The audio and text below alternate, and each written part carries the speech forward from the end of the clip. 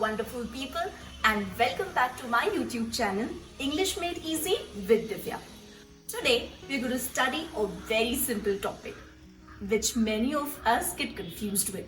That is how to change the nouns into plural.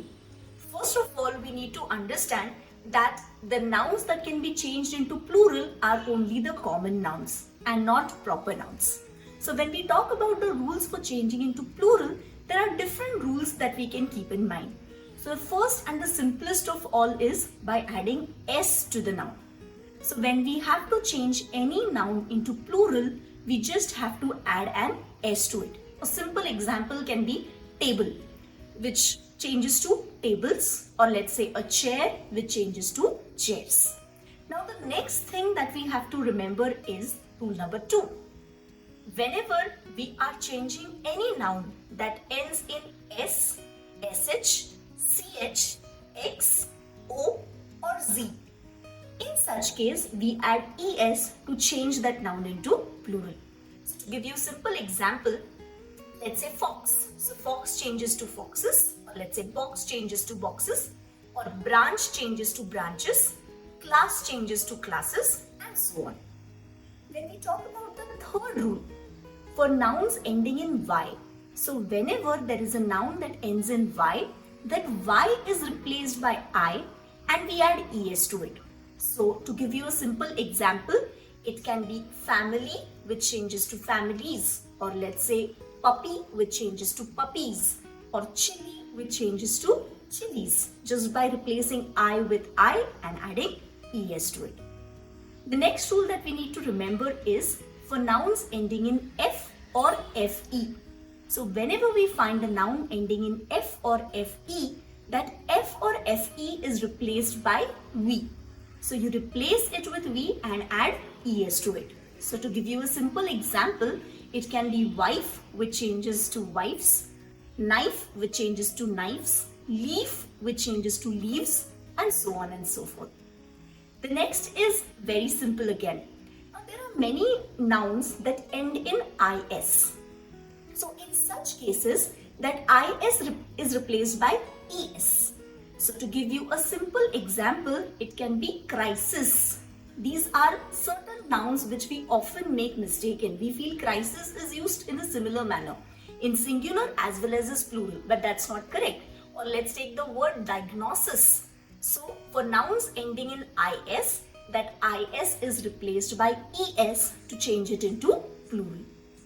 The next similar example is nouns ending in on. That on is replaced by a. To give you a very simple example, again, the word criteria. So criteria, which ends in on, that is singular, and the plural is criteria with an a. Or phenomena. So phenomena, again, phenomenon and phenomena. So singular and plural. When it is on, it is singular, and when it is replaced by a, it is plural. The next similar type of nouns are nouns ending in us. So just like the example cactus. So we always feel cactus remains the same, but no. us is replaced by I. And so cactus changes to cacti, which is plural. Or let's say nucleus, which changes to nuclei. Or let's say fungus, which changes to fungi. Right? So these are some of the uncommon nouns wherein we have to change it into plural. So we don't use the common rules like adding s, es, ies or ves. Coming to the next part of changing into plural, there are certain nouns which are used in the similar manner in case of singular as well as plural. We call them uncountable nouns as well. So to give you simple examples, the noun deer. So deer, D-E-E-R, deer. Singular is also deer and plural is also deer. Or if I take the example of sheep, S-H-E-E-P, sheep. So singular is also sheep and plural is also sheep itself. So these are a few examples. Or let's say furniture. The singular is also furniture and plural is also furniture. Again, when we talk about the nouns, which are compound nouns, okay, which are hyphenated nouns.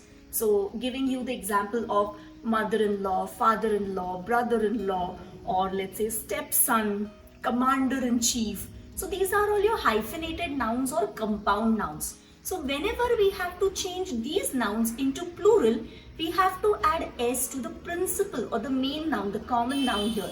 If I take the example of mother-in-law or let's say sister-in-law, when I have to say I have two, okay, two. So I will not say sister-in-laws, which we commonly say. Law is an abstract noun which cannot be used in plural.